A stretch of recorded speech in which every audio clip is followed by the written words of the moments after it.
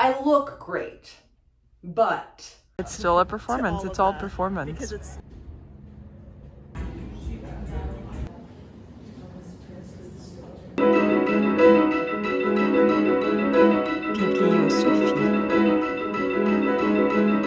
Hello, welcome to my channel. My name is Sophie.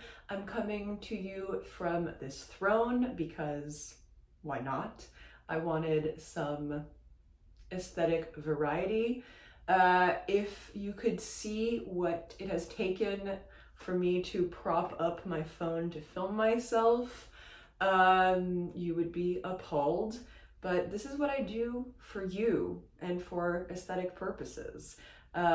This is always a shoddy fly-by-night operation in the best of cases, but today truly tops the cake so far in terms of chaotic, invented tripod purposes. Anyway, let's talk about the books that I read in April. It was a banging month of reading, actually. I posted a video at the end of March saying that I was in, or had been in, a reading slump, but April was good. April, I read 9 books, or finished 9 books. It's always, of course, a little bit arbitrary to decide that, okay, once the 30th or the 31st rolls around, cannot talk about these books anymore. But I really enjoyed the books that I finished this month. All right, let us talk about them. The first book I finished in April was Either Or by Elif Batuman. I read this on audiobook, narrated by the author, and in super quick succession to The Idiot, which I reread last month.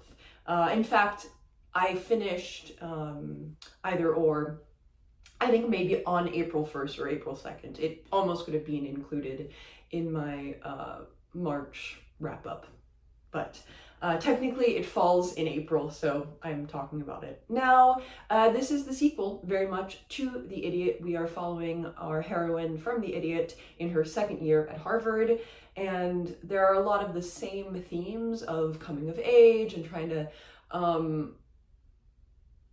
handle an intellectual life, an emotional life, kind of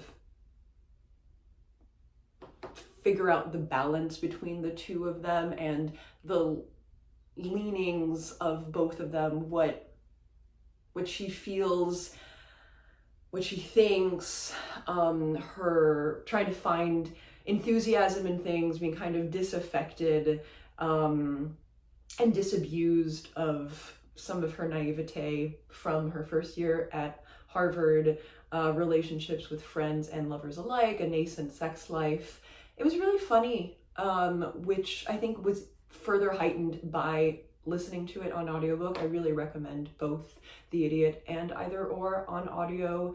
I think it really brings out how witty and funny and at times pathetic the writing is, pathetic in a good way, and affecting in that way as well. I liked it more than The Idiot. I liked The Idiot, but I think the sequel is better. So that was a really lovely way to start the month. Next up, what was next up? Was a total banger, James Baldwin, If Beale Street Could Talk. I read this as a buddy read with Pato, and I had not read it before. I talked about wanting to get into more New York-based Baldwin fiction in my New York tag video, so I jumped at the opportunity when Pato said that they were interested in reading this. I thought, okay, hey, you want me to read this along with you? Hint, hint, nudge, nudge. I need a pretext to read this. This was unsurprisingly wonderful and beautiful and hard, very tragic. We're following 2 lovers who are separated by systemic oppression, basically. 2 young lovers in the 70s. Tish is a young pregnant woman, and Fonnie yeah, Fani. Okay. Fani, her fiance, boyfriend, lover, kind of husband to be, would-be husband, the father of her child, has been falsely imprisoned on rape charges. And it is their love story and their story of trying to fight against the separation that the prison state and the police state have enforced upon them, and their families also grappling with what to do. It's hard to read because it's full of injustice. It is unfortunately still very, very much vital and recognizable. It's also very much a story of resilience and of love. It's a very sweet, I think, love story between Fani and Tish, and a very, very interesting analysis of family dynamics and different relationships, the roles that everybody plays in different relationships, different group dynamics. It takes place in New York,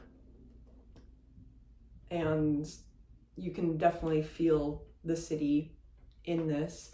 It's an interesting narrative. It's mostly recounted from Tish's point of view. I believe this is Baldwin's only novel set from a woman's point of view, actually.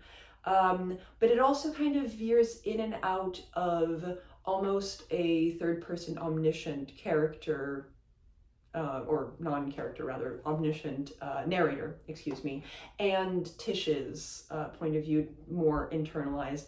In fact, even though she is narrating, you don't get that much of her inner life. In a lot of ways, she's a bit of a cipher or a lens through which to see other characters. It's not really personally her story so much, or so exclusively. And then there are certain scenes where she's not even present. So it's definitely not from her perspective. It's an interesting choice that really kind of points to the rhizome of community and relation. Yeah. If you haven't read it, heartily recommend it. It's quite beautiful. So, unsurprisingly, my eye is starting to twitch a little bit, so we'll see how long I make it. I'm not going to talk about this. This is Augenblicke, or Instant, which was edited by my aunt. It is probably not a book that you will come across. It's great. It's a collection of essays and poems and stories and things relating to Leipzig.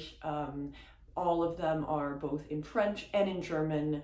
I've talked about this book, especially as an object, at least once before. I've talked about it in Judging Books by Their Covers a couple of weeks ago, but I finally officially finished it, so that's why it's on my list. This is hard. It's always hard. Okay, next up we've got a couple of internet-y novels.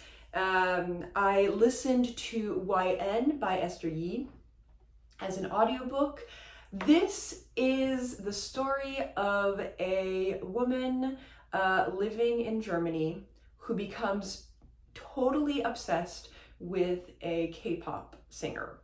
And she is herself of Korean descent, and she goes to Korea to look for him, basically. It's very much about the nature of making art, of artist, and the relationship between artist and fan, of who gets to create art, who gets to have the intellectual space to make things, and how is that received, about identity, hers as well as the object of her obsession. It's a weird one. It's really, really weird, in a good way. I really enjoyed it. I described it as sort of Don DeLillo takes on the internet novel, because there's very much a surreal bent to the episodes that she goes through in her journey. There's sort of a like, what's the word I'm looking for? Not wild goose chase, but a little bit of a wild goose chase kind of series of encounters with weird people in a way that is kind of taken at face value. Yeah, it's getting a goodly amount of hype around BookTube, and yeah, it's a good one. Yeah. Then I read with a physical copy that I'm holding, Sheena Patel's I'm a Fan. This was longlisted for the Women's Prize, although did not make it to the shortlist. I also enjoyed this one. I think some people are kind of unimpressed by it or something. It's definitely an internet book, but it's an internet book from not a nightmare white woman's perspective, which is interesting. It's very much what it means to be an outsider in some ways on the internet and in daily life. We are following a woman's obsession again. She is having an affair with a married man. She herself is in a relationship, and he is in a relationship, in at least one relationship. He's awful. She becomes extremely obsessed with him, and also extremely obsessed with one of his exes, who's a white influencer darling, internet darling sort of person. And our narrator, as a brown woman in London, is looking on very much as an outsider, somebody who's not, born into wealth. This is also very, very much about who gets to create art, who gets to write their story, and how, who gets to be a human being versus just a number, who gets to be content versus who needs to be one of the nameless fans of that content. Yeah, it's relatively slight, but I really enjoyed it. I recommend this one more than I've seen various other people recommend it. When I heard about it from the Women's Prize list, it actually really caught my attention. Once again, I feel like this is going to be just a harebrained sort of video. Let's see. It's never as bad as I think, but when you're staring at the camera, trying to put together your thoughts, especially for wrap-ups, it's hard, guys. What I'm saying is that what I do is really, really difficult, and I need you to appreciate me. I would like you to be a fan of me, please.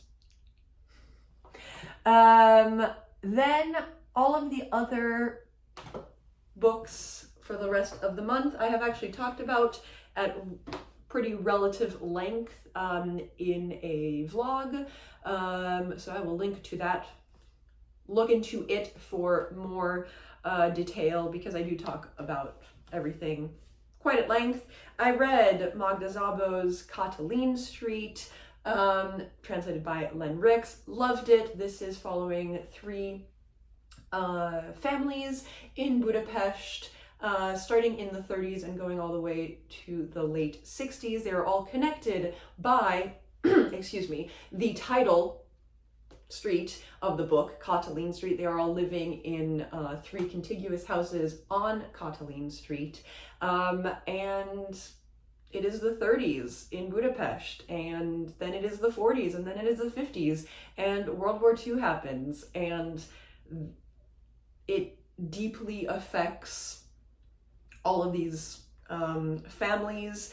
It's about the interaction of individual and history, but also individuals amongst themselves, the kind of micro and macro, much like the other 2 books of Szabó's that I've read, about kind of the misery that we can instill upon one another even when we love one another, about ghosts of the past, real and metaphorical. I loved this book and it made me cry, and yeah, you should also read it. I read Nathan Truong's, i.e. Nathan's Nooks, it's hard to say, Adolescence Leaves.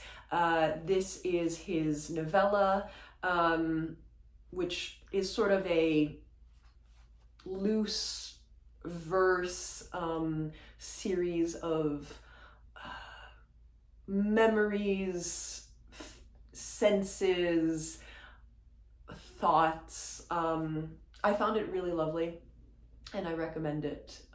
And the book itself is really, really lovely. So yeah, check it out. Again, I talk about this more in my vlog. I read Optic Nerve by María Gainza, translated by, who's this translated by? Put it on the cover.